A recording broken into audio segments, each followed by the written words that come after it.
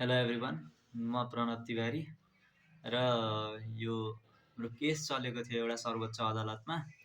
त्यो केसले गर्दा चाहिँ धेरै दौडिन पर्यो सर्वोच्च अदालत है। म मन्त्रालय पनि गयो है, अनि त्यसपछि एमएसी पनि गएँ, धेरै ठाउँमा गएँ। अनि अहिले चाहिँ के भयो भन्दाखेरि त्यो केस चाहिँ अलि लेन्दी भएको हुनाले चाहिँ घर फर्केको छु। So after a long time घर फर्किँदा चाहिँ एउटा पोजिटिभ भाइब आएको छ होइन, एउटा पोजिटिभनेस आएको छ मनमा पनि।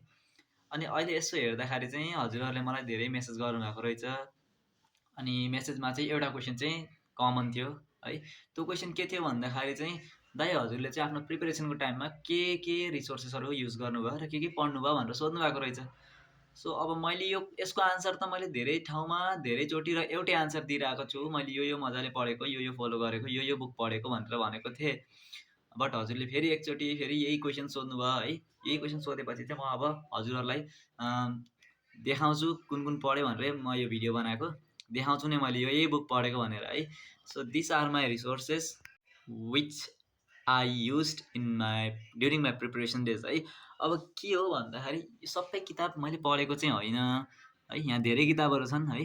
धेरै किताबमध्ये चाहिँ मैले पढेको चाहिँ पिक टाइममा मैले पढेको भनेको कुन हो भन्दाखेरि बोटनीको त यो भइहाल्यो है, बोटनीको, जुलोजीको है। अनि फिजिक्सको मोड्युल चाहिँ यता रोइन्छ है। मैले हेरेको पनि छैन यो किताब। आफ्नो एक्जाम सिद्धिएपछि चाहिँ मैले यो किताबलाई यतिको राखेको चाहिँ यत्तिकै छ।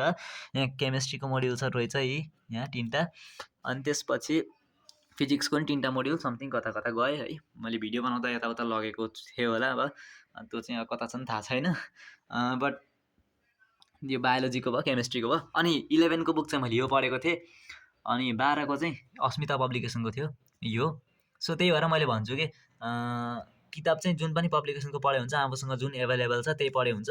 यहाँ मैले यसमा अस्मिताको पढेँ, यसमा चाहिँ विद्यार्थीको पढेँ। सो त्यस्तो केही फरक पर्दैन।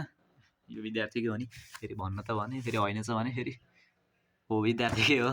अब अरू चाहिँ फिजिक्सको त्यति नै पढेको हो। फिजिक्सको त मोड्युल पढेँ। अनि 11को 12को यो बुक पढेको थिएँ, प्रिन्सिपल अफ फिजिक्स है। अनि 11को चाहिँ मसँग अर्कै यो बुक थियो, यो थियो क्या हो, यो बुक थियो। यो बुक चाहिँ कहाँ पुगेछ कुनि, अहिले चाहिँ यहाँ यो मात्रै छ। हो यो बुक पढेको, त्यही पढ्दै च्यात्तिएको नै भनौँ। यता ट्रेभल गर्दाखेरि धेरै ठाउँमा लगेर। यो चाहिँ मेरो डायरी हो, यो चाहिँ नहेरौँ। अनि केमिस्ट्रीको यो भयो है। अनि अब म भन्छु मैले पढेको चाहिँ मेन यो बुक भयो है। यो 2टा बुक भयो। अनि यो मोड्युलहरू पिक टाइममा पढेको भनेको यिनीहरू हुन्। अनि फिजिक्सको मोड्युल है।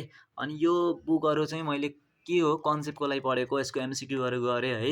एमसिक्यूहरू गरेँ, सबै प्र्याक्टिस गरेँ, थ्योरी पनि पढ्न चाहिँ। अनि यिनीहरू बुक चाहिँ के हुन् भन्दाखेरि चाहिँ यो बुक चाहिँ खालि एमसिक्यूको लागि। यसको मैले थ्योरी केही पनि हेरेको होइन, अन्ली एमसिक्यू प्र्याक्टिस गरेँ। योबाट टार्गेट 200बाट है। अब्जेक्टिभ पिसिबीबाट नि एमसिक्यू गरेँ। अनि अर्को चाहिँ यो कम्प्लिट सोल्युसनबाट एमसिक्यू गरेँ। सो 3टा चाहिँ मैलेसँग एमसिक्यू बुक नै थियो। अनि अरू चाहिँ सब थ्योरी एमसिक्यू पढ्नको लागि अरू त बुक चाहिँ हो।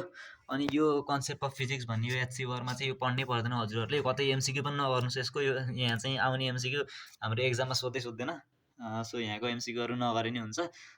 खालि नेपाली बुकहरूको गरे हुन्छ सबै। So this are my resources which I use during my preparation. अरू योभन्दा अरू केही होइन। अब नसोध्नुहोस् यो क्वेसन चाहिँ, किनभने यति नै हो मैले पढेको। अरू योभन्दा केही पढेको होइन। अनि यो सबै यो बुक देखेर यो यत्रो पढ्नुपर्छ नि होइन कि। मैले भनेको चाहिँ त्यति नै हो, 11-12को बुक र मोड्युल मात्रै हो। अरू चाहिँ त्यो यसो एमसिक्यू प्र्याक्टिस गर्न, यसो जिज्ञासा लाएर म नि हजुर जस्तै थिएँ होइन। कि धेरै पढ्नुपर्छ, धेरै किताब पढ्नुपर्छ कि भनेर डर लागिरहन्थ्यो। सो त्यो डरको लागि भए पनि अब टाइम छ मसँग, मैले सिलेबस भ्याएँ के अरे। अरू बुक पनि यसो हेरौँ न त भनेर मात्रै हेरेको मात्रै हो। त्यस्तो पढ्छु नि भनेर पढेको चाहिँ होइन है। Thank you.